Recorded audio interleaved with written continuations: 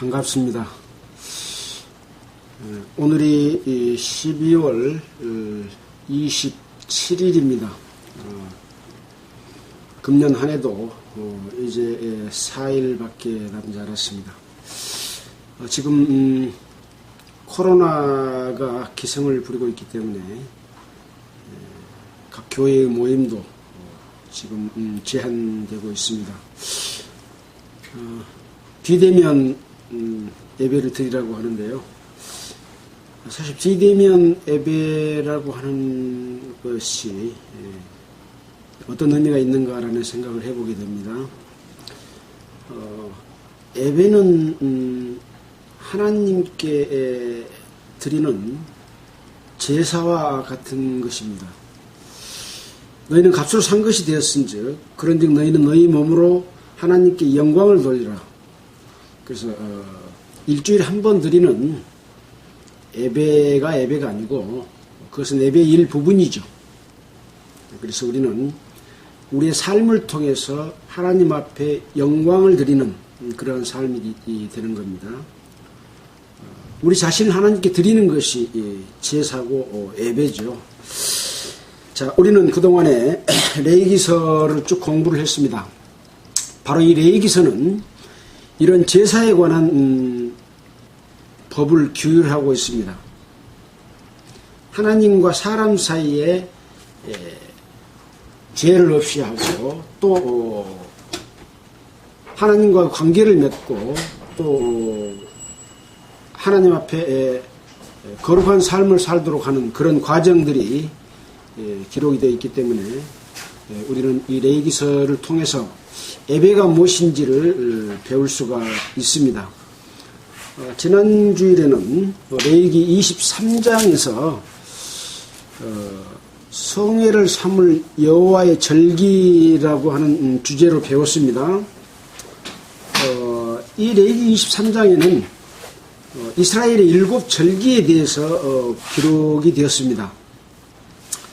유월절, 무교절, 초곡절, 오순절, 나팔절, 그 다음에 속죄일, 초막절, 이렇게 7가지 절기가 기록되어 있는데 이것은 이스라엘의 7절기가 아니라 너희가 거룩한 모임으로 삼을 여호와의 절기다 이렇게 말씀을 하고 있습니다. 23장 1절에 그렇게 기록이 되어 있죠.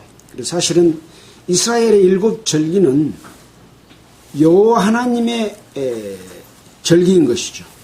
그래서 이 7절기 가운데 6월절 이전에 먼저 안식일에 관한 내용이 언급되어 있습니다. 그래서 성회를 삼을 여호와의 절기는 이러하니라고 말하고 엿새 동안에 일할 것이요 7째 날은 쉴 안식일이니 성회다라고 말하고 있습니다. 그래서 첫째 하나님 앞에 안식하는 것에 관한 것을 먼저 말했고 맨 처음에 시작되는 절기가 이제 6월절의 절기라고 할 수 있죠. 6월절은 어린 양을 잡아서 이스라엘 백성들의 장자 죽음을 면하게 하고 함께하고 있는 자들의 그 가족들을 구원하는 그런 날이 6월절입니다. 그래서 6월절은 예수 그리스도께서 어린 양 6월절 어린 양의 희생으로 말미암아 온 인류의 죄를 용서하는 그런 절기가 바로 6월절이죠. 그래서 이날은 하나님께서 인간의 죄를 용서하는 일을 하신 날입니다. 그래서 6월절에 관해서는 안식한다는 내용이 기록되어 있지 않습니다. 그 다음에 무교절부터 초곡절, 오순절, 나팔절, 속죄일, 초막절까지는 안식하도록 하는 내용이 반드시 담겨 있습니다. 그래서 이 절기는 하나님의 역사가 이루어질 과정들을 나타내 보이기도 하죠. 그래서 무교절은 6월절을 거친 하나님의 백성들이 죄 없는 삶을 이야기하고 또 초곡절은 부활의 첫 열매 예수 그리스도께서 유월절 어린 양으로 희생된 이후에 다시 부활해서 새로운 삶을 살아가는, 그리스도인들에게는 새로운 삶을 살아가는 그런 어떤 의미가 있는 것이고, 오순절은 이제 성령이, 예수님께서 승천하시고 성령이 오셔서 이 일을 계속 진행해 나가는, 하나님의 사랑을 실천해 나가는, 복음이 전해지는 이런 절기고, 그 다음에 나팔절은 이 땅에 사는 성도들이 어느 날 들림을 받아서 예수 그리스도께로 가게 되는 그러한 절기고, 대속죄일은 그 이후에 있을 이스라엘의 대회개를 의미하는 속죄일이라고 하고, 초막절은 성경학자들이 천년왕국을 이야기한다 이렇게 이야기하고 있어서 이 일곱 절기는 그런 역사적으로 되어질 일들에 관한 그런 것을 예표한 것이다 라고 하는 그런 의미도 담겨 있습니다. 자, 그래서 이 절기 가운데서 하나님이 일을 하시고 하나님이 행하시는 그 일 가운데서 이스라엘 백성들은 안식하는 것이죠. 그래서 사람들이 할 수 있는 것은 뭐냐? 그 하나님의 일하신 가운데서 그 뜻에 따르고 그것을 믿는, 그것이 사람들이 할 수 있는 일이죠. 자, 이런 의미가 담겨 있습니다. 자, 오늘은 이제 레위기 24장에서 회막 안에 켜둘 등잔불이란 제목으로 이렇게 제목이 되어 있습니다. 회막 안에 켜있는 등잔불, 이것은 하나님이 계시는 성소 안에서는 지금 계속해서 제사들이 지내지고 있죠. 또 구원받은 하나님의 백성들은 성령의 역사로 말미암아 우리의 삶 자체를 하나님께 드리는, 아까 서두에 말씀했던 것처럼 예배드리는 삶을 살고 있습니다. 그 회막 안에 켜여 있는 등불을 말하는 것인데요. 내용을 읽어가면서 살펴보도록 하겠습니다. 여호와께서 모세에게 일러 가라사대 이스라엘 자손에게 명하여 감람을 찍어낸 순결한 기름을 켜기 위하여 너에게로 가져오게 하고 끊이지 말고 등잔불을 결지며 라고 했습니다. 그래서 이스라엘 자손들은 올리브, 감람을 찧어서 낸 순결한 기름을 가져오는 것이고, 또 두 번째는 끊이지 말고 등잔불을 켜지며, 불이 꺼져서는 안 됩니다. 계속해서 불이 켜져 있어야 되는 거죠. 이것은 곧 기름은 성령을 가리킨다고 그랬잖아요. 그래서 성령으로 예수 그리스도의 등불, 하나님의 등불이 되어서 불을 꺼지지 않게 켜고 있는 것을 의미한다고 볼 수 있겠습니다. 자, 그 다음에 이제 아론은 회막 안 증거궤장 밖에서 저녁부터 아침까지 여호와 앞에 항상 등잔불을 정리할지니, 아론이 하는 일은 어디에서? 회막 안 증거궤장 밖, 그러니까 회막 안에는 성소가 있고 지성소가 있는데, 이 증거궤가 있는 곳은 지성소죠. 지성소는 하나님이 계시는 곳이고, 커튼 하나를 두고 그 밖에는 이제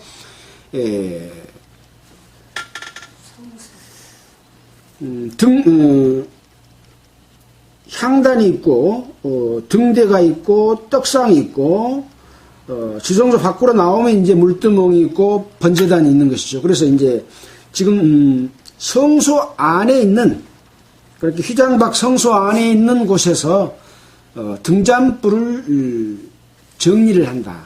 그래서 등잔불 정리라고 하는 것은 등잔불이 제대로 켜져 있는가 하고 하는 그런 관리를 하는 것을 의미합니다. 그래서 등잔불이 꺼지지 않도록 하고 정비하고 또 감금한다라고 출애굽기 27장에는 기록을 하고 있습니다. 출애굽기 27장의 등불 관리에서 이미 이 내용이 한번 기록되어 있었기 때문에 한번 보고 가도록 하겠습니다. 출애굽기 27장입니다.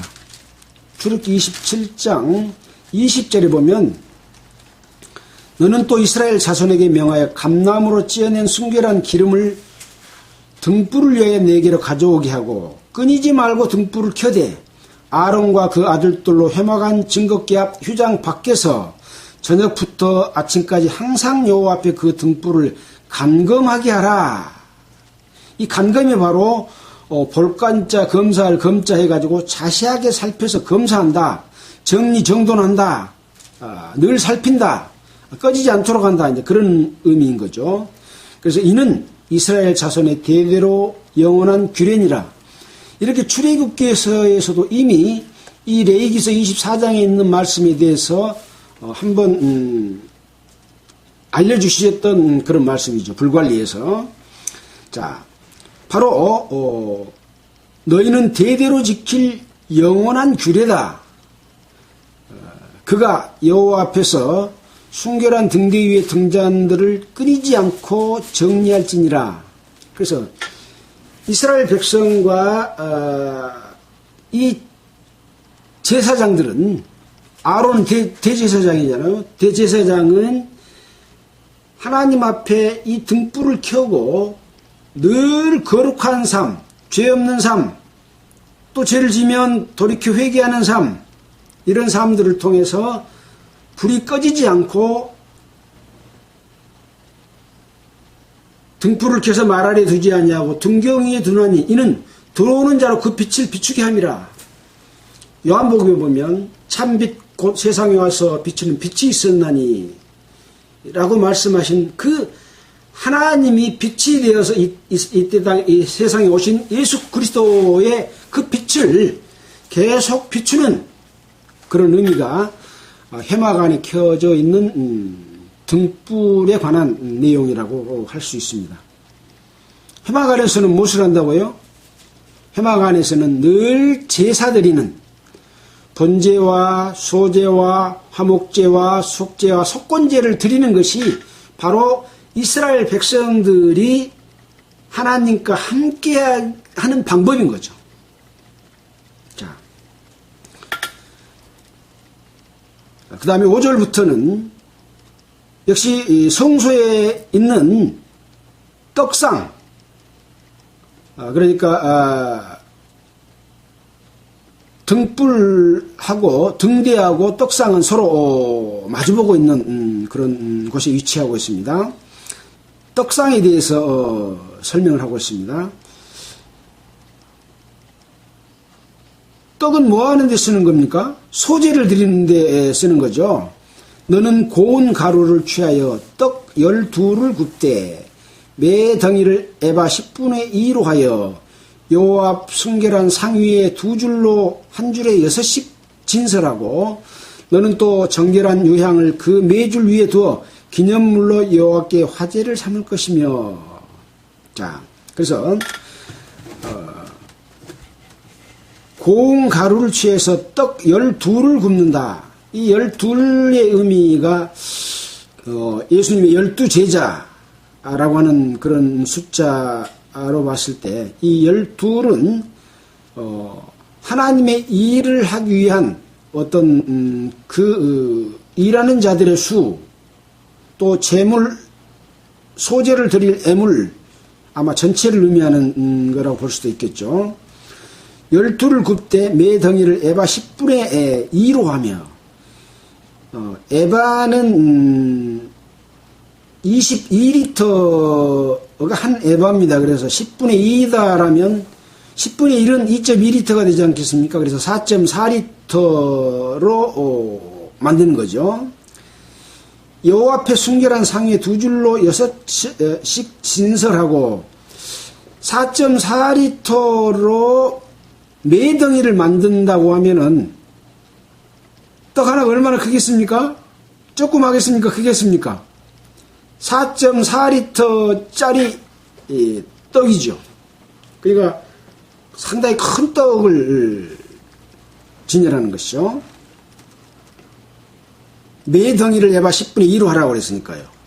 자, 그 이외에 또 정결한 유향을 매줄 위에 두어서 기념물로 여호와께 화제를 삼을 것이며, 그래서 이 떡과 유향들을 화제로 삼는 거죠.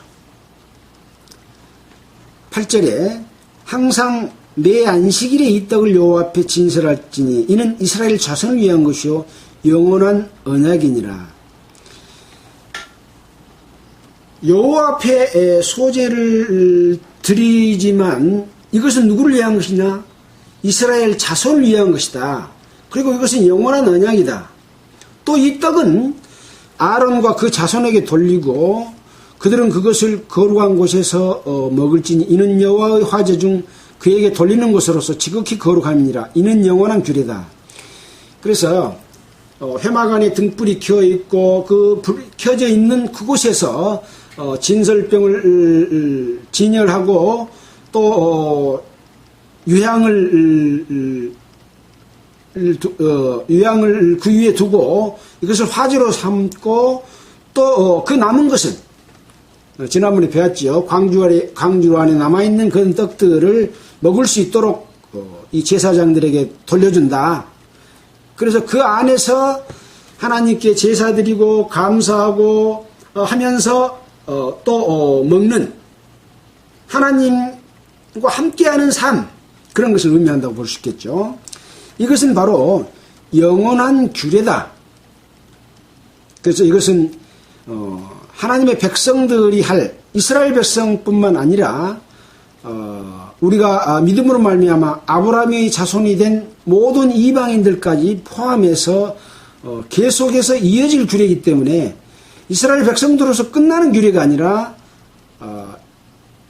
모든 이방인들, 하나님의 백성들이 다 이런 즐거움에 참여할, 늘 제사 드리면서 함께할, 그리고 거기서 나오는 떡들을 먹는, 지극히 거룩한 것을 먹는 그런 영원한 규례다라고 하는 것을 알 수가 있습니다. 자, 10절 이후에는 이제 이런 삶을 살아야 될 텐데 여호와의 이름을 회방하면 어떤 처벌을 받을 것이냐 하는 부분에 대해서 기록이 되어 있습니다. 이스라엘 여인의 아들이요 그 아비는 애굽 사람 된 자가 이스라엘 자손 중에 나가서 한 이스라엘 사람과 진중에서 싸우다가 그 이스라엘 여인의 아들이 여호와의 이름을 회방하며 저주함으로 무리가 끌고 모세에게로 가니라. 그러니까 어머니는 이스라엘 어머니인데 애굽 사람, 아비는 애굽 사람인 거죠. 근데 지금 이스라엘 사람과 진중에서 싸우다가 그 이스라엘 여인의 아들이 여호와 이름을 회방했다. 그리고 저주했다. 그래서 이제 모세에게 이제 끌고 갑니다. 그 어미의 이름은 슬로미시오 단지파 디브리의 딸이었더라. 그들이 그를 가두고, 그러니까 아까 그 이스라엘 여인의 아들 여호와 이름을 회방하고 저주한 그를 가뒀습니다. 그리고 여호와의 명령을 기다리더니, 그래서 이런 자들에 관한 심판도 하나님의 명령을 기다려서 합당한 뜻 가운데서 처벌하도록 하는 그런 절차를 지금 말해주고 있는 거죠. 13절에 이제 여호와께서 모세에게 일러 가라사대 저주한 사람을 진 밖으로 끌어내어 그 말을 들은 모든 자로 그 머리에 안수하게 하고, 그 말을 들었단 말은 이제 증인들인 거죠. 증인들. 여호와 이름을 회방하고 저주했던 그 말을 들은 모든 자로 그 머리에 안수하게 하고, 여기서 안수라고 하는 의미는 성령으로 안수하는 그런 의미가 아니고 머리에 손을 댔다, 그런 의미입니다. 그래서 여기에 관주로 신명기 13장 9절 17장 7절 이런 내용이 기록되어 있는데, 이 내용들을 가서 읽어보게 되면 증인이 먼저 손을 댄 후 무백성이 손을 댈지니라. 증인이 먼저 손대고 그 다음에 뭇백성이 손을 댄다. 그 말 어떤 말이냐? 죽일 때 먼저 손을 댄다. 그런 말입니다. 그래서 그 머리 안수하게 하고 온 회중이 돌로 그를 칠지니라 라고 기록해서 여호와 하나님을 이름을 회방하고 저주하는 자는 이런 돌로 침을 당하는 그리고 죽임을 당하는 그런 일을 당하게 된다라고 말씀을 하고 있는 거죠. 15절입니다. 너는 이스라엘 자손에게 고하여 이르라. 누구든지 자기 하나님을 저주하면 죄를 당할 것이요 여호와의 이름을 회방하면 그를 반드시 죽일지니 온 회중이 돌로 그를 칠 것이라. 외국인이든지 본토인이든지 여호와 이름을 회방하면 그를 죽일지니라. 그래서 이스라엘 백성이 된 자들, 이방인도 있고 종들도 있고 할례를 받으면 이스라엘 백성이 무리 속에 들어있잖아요. 그런 자들이 여호와의 이름을 회방하거나 저주하면 반드시 죽여야 된다고 하면서 아까 말한 디브리의 딸인 어머니의 아들이 난 그 아들과 같은 애를 들면서 하나님을 회방하고 저주하면 죄를 당하고 그 죄값은 반드시 죽인다라고 하는 것을 말씀해 주고 있습니다. 왜 이런 내용들을 기록했을까요? 24장의 앞에는 회막 안에 등불을 켜져 있고 거기에서 이제 떡을 진설하고 그것으로 하나님께 드리는 화제를 삼고 또 하나님이 주시는 음식을 먹고 하나님과 관계를 가지고 이렇게 살고 있는 가운데서도 그 뜻을 따라서 행하지 아니하고 범죄하는 자들에게 반드시 처벌을 하게 되는 그런 과정들을 설명해 주고 있는 거죠. 여호와의 이름을 회방한다라고 했는데 여기 보면 이제 어떠한 회방을 했는지는 나와 있지 않고 어떠한 저주를 했는지는 나와 있지 않습니다. 자, 어떤 것이 여호와의 이름을 회방하는 것일까요? 기준이 뭘까요? 우리는 하나님께서 창조하신 우주 만물 가운데 하나님의 질서가 있습니다. 그 질서를 어기는 것. 지금 인간 세상은 우주 만물 가운데 있는 질서와 법칙들을 연구해 가지고 엄청난 과학의 발전을 초래했고 문명이 발달했지만 하나님의 질서를 어겨서 많은 부분들을 악용하고 있고 유전자 변형이랄지 뭐 이런 일을 저지르고 있는 것은 질서를 파괴하고 하나님을 대적하는 하나님의 이름을 모독하고 회방하는 그런 일들이라고 볼 수 있겠죠. 따라서 인간의 어떤 욕심과 그 무한한 그런 인간 중심의 일들로 인해서 또는 쾌락을 위해서 이 레위기에 나와서 있는 것처럼 음식도 깨끗한 음식이 있고 부정한 음식이 있고 하는 이런 과정을 봤을 때 자기의 정욕을 위해서 먹어서는 안 될 것들을 먹는 이런 과정 때문에 바이러스가 또 침투해 가지고 수많은 질병들이 일어나고 있는데 결국 이것은 자연의 질서를 위배한 것에 대한 대가라고 볼 수 있는 거죠. 성경에 보면 말세를 당하면 잠깐 볼까요? 누가복음 몇 장입니까?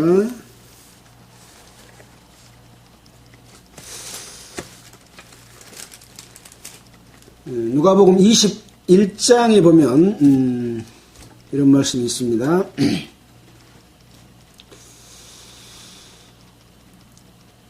마지막 징조에 대해서 이런 일이 이루려 할 때 무슨 징조가 있사오리까 21장 7절 이후에 가라사대 미혹을 받지 않도록 주의하라. 많은 사람이 내 이름으로 와서 이르되 내가 그러라 하며 때가 가까웠다 하겠으나 저희를 좇지 말라. 난리와 난리 소문을 들을 때에 두려워 말라. 이 일이 먼저 있어야 하되 끝은 곧 되지 아니하리라. 또 민족이 민족을 나라가 나라를 대제가 일어나겠고 처체에 큰 지진과 기근과 언역이 있겠고 또 무서운 일과 하늘로서 큰 징조들이 있으리라.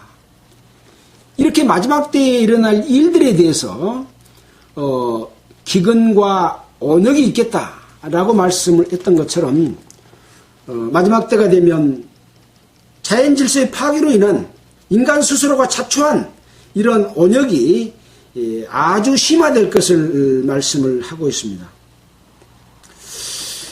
누가 하나님이 이 질병을 갖다가 찌끄러졌다 그래서 그거 아닙니다. 하나님의 질서를 위반한 인간 스스로가 자업자득한 그런 것이다 라고 하는 말씀을 제가 드렸습니다마는 이런 징조들이 일어나는 것도 바로 하나님의 질서를 위반한 그런 부분이다. 이런 것들은 바로 하나님을 회방하는 것이고 모독한 일이라 할 수 있는 것이죠. 자, 이 하나님의 질서입니다, 이것이. 그래서 죄는 무엇이었더냐? 바로 하나님의 질서를 위반한 것이죠. 가장 요약한 것이 바로 십계명입니다. 그래서 제1계명부터 4계명까지는 하나님께 어떻게 하라라고 하는 내용이죠. 나 외에 다른 신을 잊게 말지니라. 이게 하나님이 주는 질서입니다. 법입니다. 자, 두 번째는 너를 위하여 새긴 우상을 만들지 말고 그것들에게 절하지 말고 섬기지 말아라. 이것도 바로 하나님의 질서를 위반하는 것이고 하나님을 모독하는 것이고 회방하는 것이고 방해하는 것이고 저주하는 일이 되는 거죠. 또 여호와의 이름을 망령되이 일컫지 말라. 이 망령되이 일컫는다고 하는 것은 거룩한 하나님, 능력의 하나님, 우주 만물을 창조한 하나님, 사람을 창조한 하나님을 모독하는 것이 곧 망령되이 하는 것이죠. 무엇을 위해서 그렇게 망령되이 할까요? 결국은 인간 중심의 어떤 욕심과 이상과 쾌락들을 위해서 그런 거죠. 가장 근본적인 것은 아마 먹고 사는 문제하고 쾌락이라고 할 수 있겠어요. 그래서 성경에 보면 음행하는 자와 혹 한 그릇 식물을 위하여 장자의 명분을 판 에서와 같은 망령된 자가 있을까 함이라. 있을까 두려워한다라고 하는 말씀을 기록해 놓은 성경이 있죠. 바로 음행하고 한 그릇 식물을 위하여 장자의 명분을 파는 이런 행위가 바로 하나님을 회방하고 모독하는 그런 일이 되는 거죠. 자, 또 네 번째는 뭐냐? 안식일을 기억하여 거룩히 지키라. 하나님께서는 인간에게 무엇을 하고 하나님 앞에 바치라고 하는 것을 요구하시는 분이 아닙니다. 에덴 동산에서 모든 만물을 창조해 놓고 먹을 것을 다 주어서 그냥 먹고 즐기고 다스리도록 했지만 하나님께 범죄함으로 말미암아 그 모든 것이 이루어져 버린 거죠. 그래서 바로 하나님을 떠나서 자기 욕심을 위해서 하나님을 공경하지 않고 그렇게 살아가는 그런 일들을 이제 처벌하게 됐는데 결국은 하나님은 인간에게 일을 하도록 하게 한 것이 아니라 하나님께서 창조하신 가운데서 하나님과 함께 안식하고 함께 기쁨을 누리고 영광을 받고 즐거워하는 그런 일을 하게 하기 위해서 만들었죠. 그래서 창세기에 보면 안식일을 거룩하게 했다. 이 거룩이라는 말은 원래 하나님께만 쓰여지는 말이라 그랬잖아요.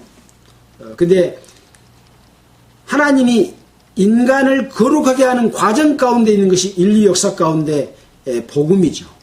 그래서 이제 하나님의 백성들이 아닌 자들로 하나님의 백성을 삼고 그 백성을 거룩하게 해서 안식하는 것 자체가 거룩이죠. 그것을 실천해 가고 계시는 그런 과정 가운데 있다라고 볼 수가 있습니다. 그래서 이러한 10계명 중에서 지금 4계명을 살펴봤는데요. 이러한 4계명이 위반되는 것이 곧 하나님의 이름을 회방하는 것이죠. 여호와의 이름을 회방하는 것이죠. 여호와는 누굽니까? 스스로 있는 자의 이름, 스스로 있는 자를 회방하는 거죠. 스스로 있다고 하는 것은 질서를 의미하는 것이고 곧 하나님이시죠. 하나님의 일은 이런 것이다라고 하는 것이고 인간이 그것을 지켜야 될 것이 뭐다라고 하는 것을 알려주는 것이 곧 10계명이고 613가지의 율법이라고 할 수 있는 것이죠. 물론 이제 양심은 613가지만 되는 것이 아니죠. 그래서 이것은 하나님께서 우리에게 주신 양심을 통해서 하나님에 관해서 회방하고 저주하는 것이 무엇인가 하는 것을 누구나 다 알 수 있도록 하고 있습니다.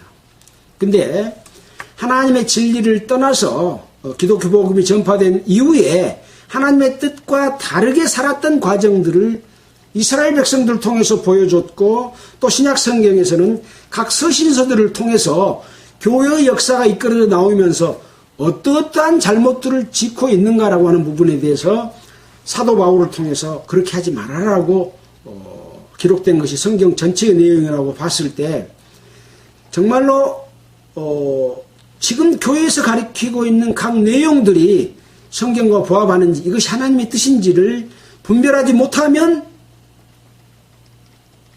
자기가 여호와 이름을 회방하고 있으면서도 회방한 것이 뭔지를 모르는 거죠. 저주하고 있으면서도 저주한 것이 뭔지 모르죠. 그러나 법으로서 그것을 딱 비춰봤을 때 처벌받을 수밖에 없는 그런 상황인 거죠. 그래서 레위기서에 보면 하나님의 백성으로서 이스라엘 백성으로서 이스라엘 백성 중에서 끊쳐질 것이라고 하는 말이 여러 번 나와 있죠. 또 반드시 죽여야 될 죄에 대해서도 여러 번 나와 있습니다.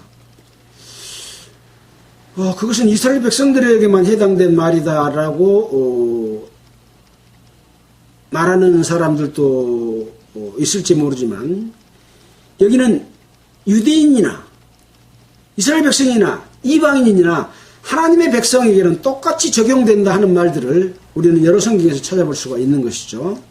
자, 그래서 우리는 그것들을 잘 살펴볼 필요가 있습니다. 유월절이 무엇이냐?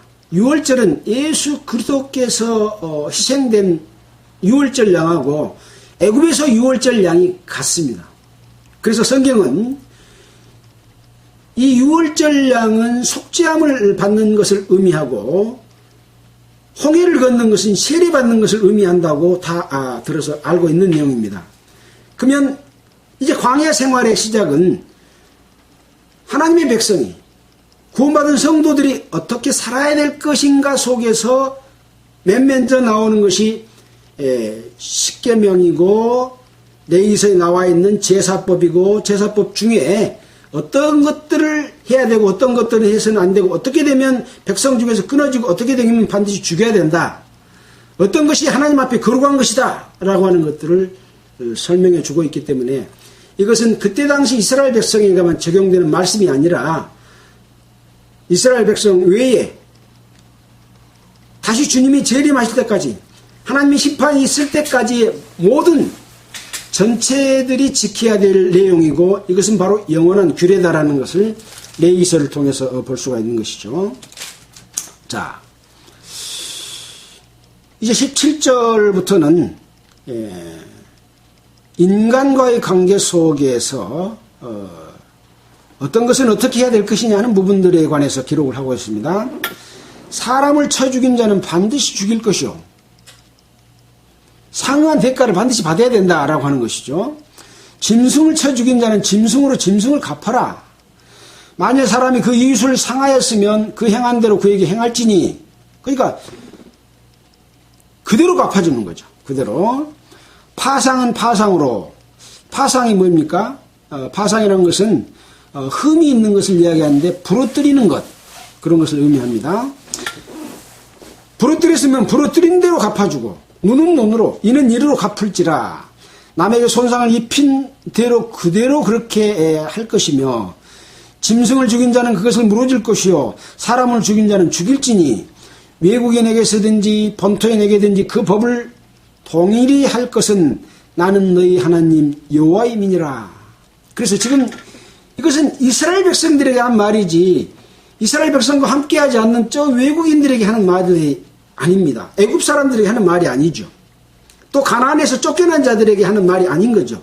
뭐 지금은 이제 광야 생활이니까 뭐 가나안까지는 말씀드릴 필요가 없습니다만은 그래서 너희는 가증한 풍속을 쫓지 말라라고 말하면서 애굽의 풍속 또 가나안의 풍속 이런 부분들을 이야기하면서 그 풍속을 쫓지 말라고 하면서 여러 가지 인간적인 범죄, 하나님을 대적하고 모독하고 저지른 범죄 이런 것들을 총괄해서 앞에서 다 이야기해 놓고 있지 않습니까? 바로 그래서 외국인에게든지 본토인에게든지 그 법을 동일하게 할 것은 나는 너희 하나님 여호와임이라. 이것이 바로 하나님의 마음이죠. 하나님의 마음이 유대인에게 달리 적용하고 이방인에게 달리 적용하겠습니까? 그래서 이스라엘 백성을 택하고 그 역사를 통해서 보여주는 것은 하나님의 마음과 하나님의 그 뜻이 어떤 것인 것을 그 거울을 통해서 표본을 통해서 모든 인류에게 알려주는 그런 방법인 거죠. 23절입니다. 모세가 이스라엘 자손에게 고하니 그들이 저주한 자를 진 밖으로 끌어내어 돌로 쳤더라. 이스라엘 자손이 여호와께서 모세에게 명하신 대로 행하였더라. 그래서 여기 돌로 침을 당한 자는 자기 어머니는 이스라엘 사람이요 아버지는 애굽 사람 사이에서 났지만 이스라엘의 회중 속에 함께 있었습니다. 이스라엘 백성이라고 하면 출애굽에서 나올 때도 보면 순수한 이스라엘 백성도 있고 종으로 데리고 나온 자도 있고 방금 이런 자들도 있는 거죠. 섞여 사는 이런 사람들도 이 이스라엘 백성의 무리 속에 있었지만 아브라함이 할례를 줄 때도 바로 이런 자들에게도 다 할례를 줘서 이스라엘 백성을 삼았죠.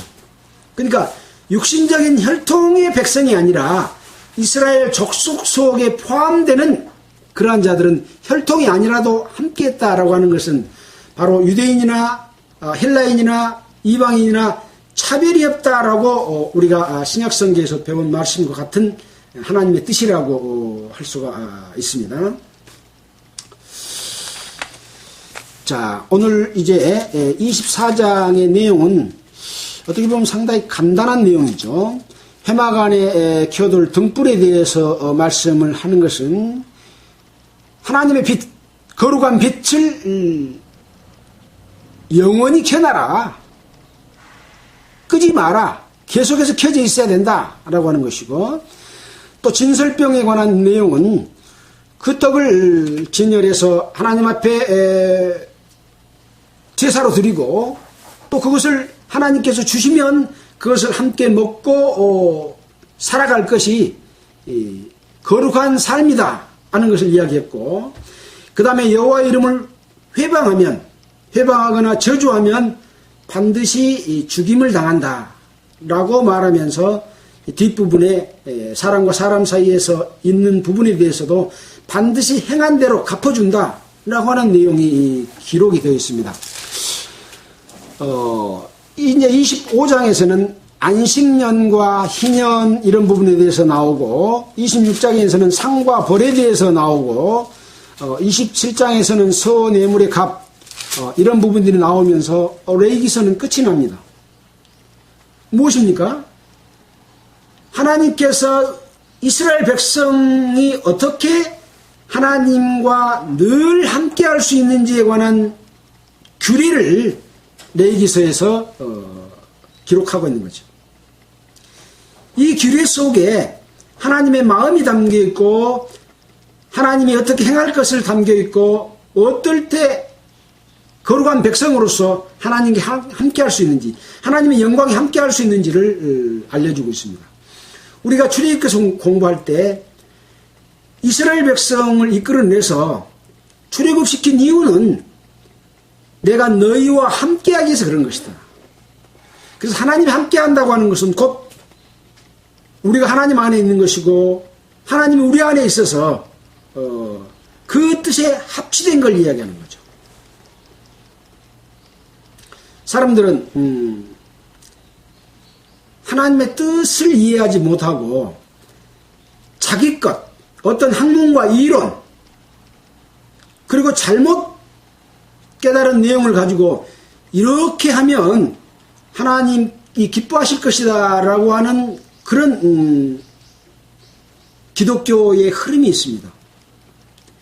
그래서 아비나답과 아비후입니까? 아론의 두 아들들을 죽였던 것은 하나님께서 명하시지 않는 다른 불로 드렸을 때 죽임을 당한다라고 하는 것이고, 하나님께서 원하시는 그런 거룩한 애물로 드리지 않으면, 또 말라기에서는 토색한 것, 사기친 것, 절름발이 눈먼 것으로 드리니 내가 받겠느냐. 하나님께 드리는 예배는 하나님이 거룩하게 하시는 하나님의 뜻에 합당한 예배를 드렸을 때 하나님은 받으시고, 그렇지 않으면 받으시지 않는 것이죠. 이스라엘 백성들은 출애굽을 했지만, 하나님의 백성이 됐지만 하나님을 늘 거역을 했습니다. 그래서 제사를 통해서 다시 그 죄가 없이함을 받게 되고, 속죄제 속건제를 통해서 죄를 없이함을 받으면 이제 번제와 소제와 화목제를 드려서 하나님 앞에 감사하고 제가 이렇게 살겠습니다 하고 서운하는 그런 제사를 드리는 것이, 그때 이것은 하나님이 향기롭게 받아준다고 그랬습니다. 하나님이 원하시는 것은 하나님의 백성 된 자들이 향기로운 제사를 드리는 것을 원하기 때문에 조금이라도 하나님의 뜻에 합당치 않는 잘못된 예배의 형식이나 방법이나 애물을 가지고 와서 하나님 앞에 드리면 하나님은 그것을 받아주시지 않는다고 하는 것을 우리는 그동안에 레위기서를 통해서 배웠습니다. 이런 부분에 관한 내용들은 신약 성경의 여러 곳에서 나옵니다. 사람의 지혜, 사람의 방법, 하나님의 지혜, 하나님의 방법, 거짓 사도, 또 올바르게 그것을 바르게 하려고 하는 사도 바울과 같은 이런 사도들의 그 가르침이 있는 거죠. 그래서 이런 것에 관한 부분에 대해서는 사도 바울에게 굉장히 큰 역할을 맡아주신 거죠. 디모데전서 6장 17절을 한번 보겠습니다. 디모데전서 6장 17절에 이런 말씀이 있습니다.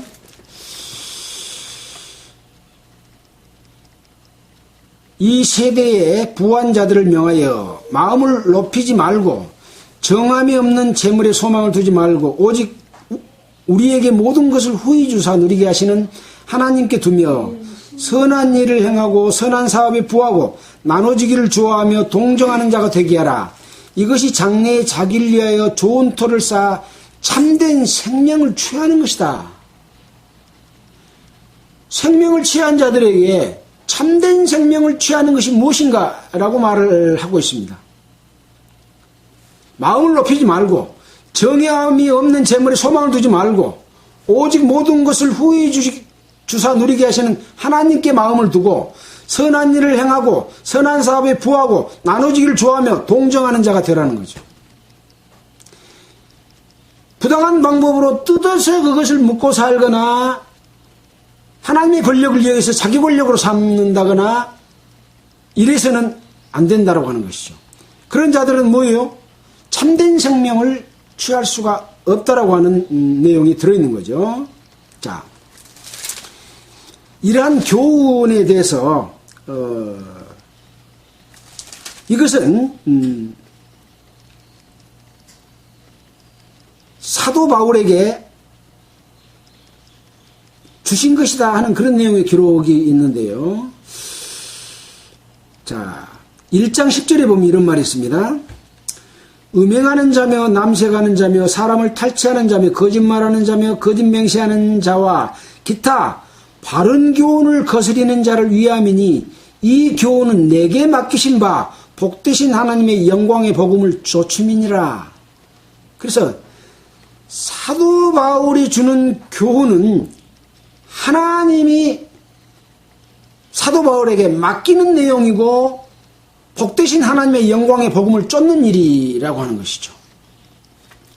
그래서 헌금에 관한 부분이나 헌금을 사용하는 부분이나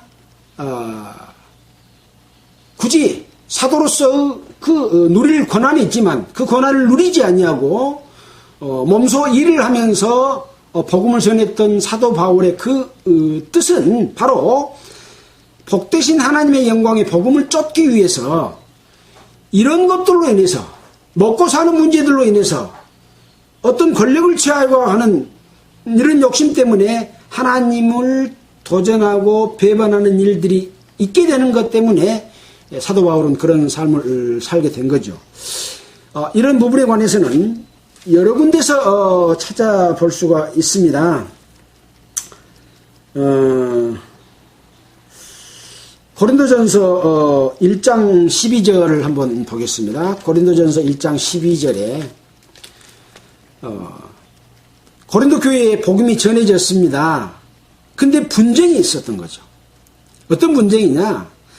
이는 다름 아니라 너희가 각각 이르되 나는 바울에게, 나는 아볼로에게, 나는 게바에게, 나는 그리스도에게 속한 자라 하는 것이니 그리스도께서 어찌 나뉘었느냐?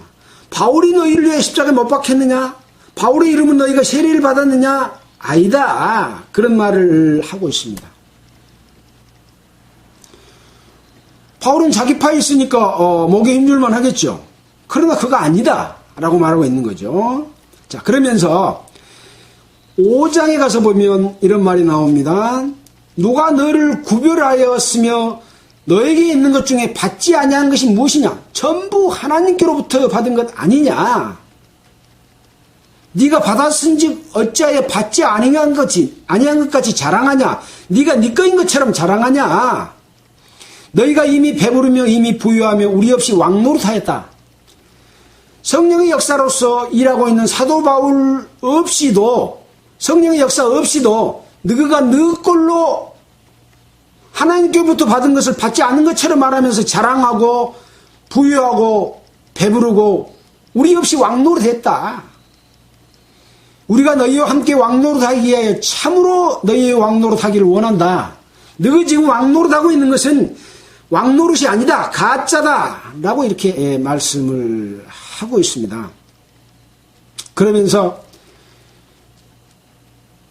이것은 왕노릇 하는 자들에게 말하고 있기 때문에 종교 지도자들에게 하는 말씀이라고 할 수 있습니다. 그러면서 바로 어떻게 사는 것이 바른 길이냐? 우리가 이 시간까지 줄이고 목마르며 헐벗고 매맞으며 정처가 없고 수고하여 친히 손으로 일을 하며 후욕을 당한 즉 축복하고 핍박을 당한 즉 참고 비방을 당한 즉 권면하니 우리가 지금까지 세상의 더러운 것과 마음머리 찢기까지 되었다. 근데 너희들은 세상 가운데서 이미 그걸 누리고 왕노릇하고 부유하게 살려고 하냐? 라고 하는 지적을 해주신 거죠. 여러분, 지금 기독교의 현 상황을 봤을 때 이 사도 바울의 교훈을 따르고 있는 사람이 얼마나 되리라고 생각합니까? 너무나 많습니다.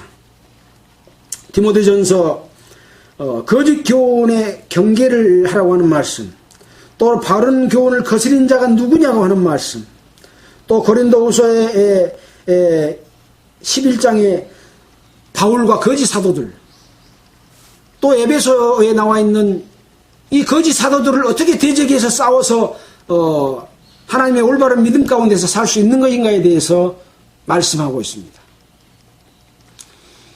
기독교 안에는 성령의 역사 있고 마귀 역사가 그 속에 있습니다. 마귀가 저 믿지 않는 자 속에서 역사하는 것 아닙니다. 기독교 속에서 역사해서 하나님의 진리를 순종하지 못하도록 하는 그러한 일을 하고 있는 거죠. 참된 생명을 취하지 못하도록. 출애굽은 했지만 하나님의 능력을 맛봤고 구원함을 받았지만 다시 자기 종으로 삼으려고 하는 그런 마귀의 괴계와 역사는 계속되고 있다. 그런 교훈들을 통해서 레위기서에서 이렇게 함으로 인해서 하나님의 백성으로서 거룩하게 하나님의 영광에 참여할 수 있다라고 하는 것을 말씀해 주고 있습니다. 이것은 바로 여호와의 이름을 회방하는 것, 하나님의 계명을 떠나서 인간의 어떤 욕심으로 인해서 범죄하고 하나님의 역사를 거스르게 되는 이런 부분들에 관한 교훈이 아닌가 이렇게 생각이 듭니다. 오늘은 아무도 없이 이렇게 인터넷으로 말씀을 하게 됐습니다. 여러분들은 제가 드리는 말씀을 어떻게 받아들였는지 모르겠지만 여러분들이 직접 성경을 읽고 그동안에 배웠던 모든 것들을 다 내려놓고 하나님의 마음과 뜻을 이해하려고 한다면 여러분 가운데 성령이 있으면 성령께서 여러분을 바른 길로 인도해 주실 것입니다. 기도드리겠습니다. 하나님 아버지 감사합니다. 세상은 악하고 인간이 하나님을 떠나 스스로 모든 삶을 영위하기 위해서 바벨탑과 같은 삶을 싸움으로 말미암아 질병이 창궐하고 사람과 사람 사이에 서로 만나지 못하도록 이렇게 이간질을 하고 있습니다. 우리는 이런 가운데서 하나님의 뜻을 올바로 이해하고 서로 사랑하는 사랑을 실천할 수 있도록 참된 교훈을 받아서 살 수 있는 우리들로 인도해 주시기를 원합니다. 이 말씀을 듣는 모든 분들에게도 주 성령님께서 함께 하시고 그들을 일깨워 하나님의 영광에 참여하는 그런 자들이 되도록 도와주시기를 원하면서 우리를 보내주신 예수 그리스도 이름으로 기도드렸습니다. 아멘.